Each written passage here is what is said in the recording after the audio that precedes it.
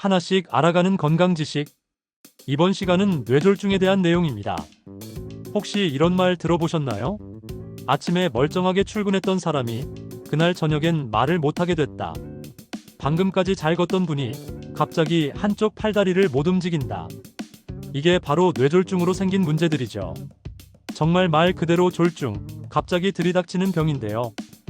뇌졸중은 우리가 흔히 말하는 중풍의 의학적 용어입니다. 어느 날 갑자기 뇌로 가는 혈관이 막히거나 터지면서 생기는 병이죠. 크게 두 가지로 나뉩니다. 하나는 뇌경색, 뇌혈관이 막히는 경우이고, 다른 하나는 뇌출혈로 뇌혈관이 터지는 경우이죠. 두 가지 모두 뇌세포에 산소가 가지 않으면서 뇌가 손상된다는 건 똑같습니다. 여기서 중요한 건 뇌는 한번 손상되면 다시 회복되기 어렵다는 거죠. 그래서 골든타임이라는 말이 있습니다. 그렇다면 뇌졸중은 도대체 왜 생기는 걸까요? 일단 가장 큰 원인은 고혈압이죠. 고혈압이 오래되면 혈관이 약해지고 좁아지고 딱딱해지면서 언제든지 막히거나 터질 수 있는 상태가 됩니다. 그 외에도 당뇨병, 고지혈증, 심장질환 등이 원인이 될 수 있으며, 생활습관의 경우 흡연, 음주, 운동 부족이 위험 요인이죠. 특히 40대 이상부터는 발병 환자 비율이 높기 때문에 주의를 해야 합니다. 뇌졸중의 무서운 점은 갑작스럽게 발생한다는 점이죠. 그래서 전조 증상을 꼭 기억하셔야 합니다.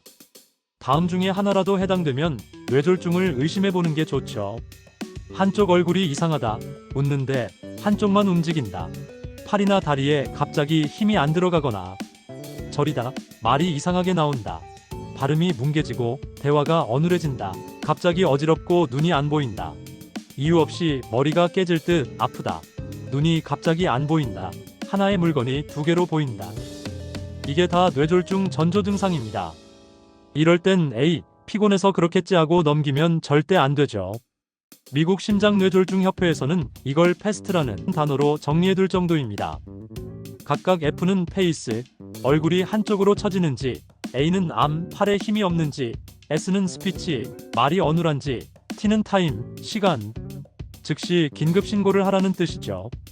이 중 하나라도 있다면 바로 병원으로 가야 합니다. 뇌졸중 치료는 시간 싸움이기 때문이죠. 3시간에서 4시간 30분 안에 병원에 도착해서 적절한 치료를 받으면 생존율은 높아지고 후유증도 줄어듭니다. 하지만 시간이 지나면 치료가 거의 불가능해질 수도 있죠. 누군가는 아침에 일어나 보니 오른쪽 팔이 좀 저린 걸 잘못 잤나 보지 하고 그냥 넘겼다가 점심쯤 말을 더듬기 시작했고, 저녁 무렵에는 쓰러지고 응급실에 도착했을 땐 이미 골든타임이 지나 반신마비로 병원 생활을 시작하게 될 수도 있지만, 누군가는 아침에 양치하다가 거울을 보니 입이 한쪽으로 살짝 처져 있는 걸 보고 기분이 이상해서 바로 병원에 가고 빠른 조치를 받아 완전히 회복할 수도 있습니다. 똑같이 뇌졸중 전조 증상을 경험했지만 빠르게 병원에 갔는가 아닌가로 결과는 완전히 달라졌죠.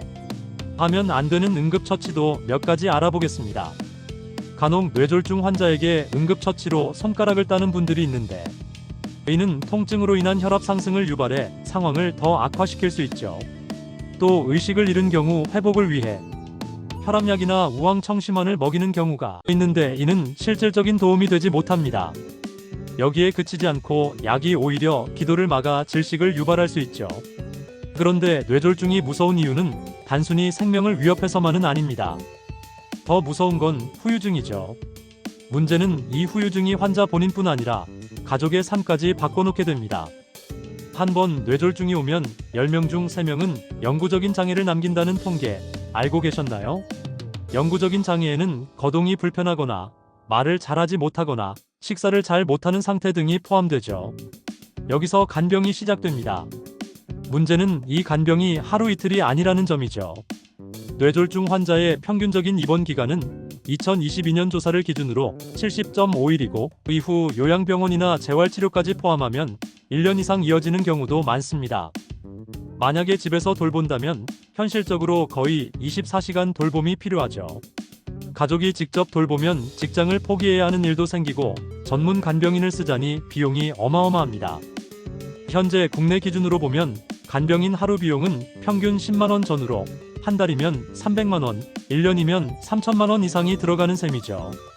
물론 장기요양보험이나 간병보험이 있다면 조금은 부담이 덜하겠지만 이런 보험을 준비해두지 않았다면 정말 어려운 상황이 됩니다. 뇌졸중은 한 사람의 병이 아니라 가족 전체의 삶을 바꾸는 병입니다. 그럼 뇌졸중 미리 예방할 수는 없을까요? 물론 예방할 수 있습니다. 예방은 생활 습관에서 시작되죠. 지금부터 몇 가지 실천 사항 알려드리겠습니다. 첫째, 혈압 체크를 자주 하는 게 좋죠. 고혈압은 증상이 없어서 조용한 살인자라고도 불리며 뇌경색과 뇌출혈의 주요 원인입니다. 정상 혈압은 수축기 혈압 120mm Hg, 이완기 혈압 80mm Hg 미만이라는 것 기억하세요. 둘째, 금연입니다. 흡연은 뇌졸중 위험을 2배 이상 높입니다. 분당 서울대학교병원 연구진이 발표한 결과에 따르면 45세 이하 남성의 뇌졸중 원인의 약 절반에 해당하는 45%가 흡연이 원인이 된 것으로 분석되었죠. 셋째, 술은 줄이고 운동은 늘려야 합니다. 음주의 경우 하루 한두 잔의 술은 뇌졸중 발병률을 낮출 수 있지만 그 이상은 제이커브를 그리며 그 위험성이 증가한다고 하죠. 운동은 일주일에 3번에서 5번 30분 이상 걷기, 달리기, 자전거 타기, 수영 등 유산소 운동을 하는 것이 좋습니다. 넷째, 건강검진은 미루지 마세요. 40대 이후라면 건강검진이 필요합니다. 겉으로는 멀쩡해 보여도 속에서는 혈관의 변화가 시작되는 시기이기 때문이죠. 하지만 대부분 아무 증상이 없기 때문에 검진을 받지 않으면 알기 힘듭니다. 관련된 검사로는 혈압 측정, 혈당 검사, 지질 검사, 뇌 MRI나 MRA, 경동맥 초음파 등이 있죠. 만약 고혈압, 당뇨, 고지혈증이 있거나 가족 중 뇌졸중 병력이 있는 경우에는 관련 검사를 1년에 한 번 이상은 받는 게 좋습니다. 마지막으로 짜게 먹는 식습관을 고쳐야 하죠. 염분이 높으면 혈압도 올라가고 그만큼 혈관도 위험해지기 때문입니다. 그냥 피곤해서 그렇겠지라는 말, 오늘 이후로는 조심스럽게 써야겠죠. 하나씩 알아가는 건강 지식. 이번 시간은 여기까지입니다. 영상이 유익했다면 구독과 좋아요 부탁드려요.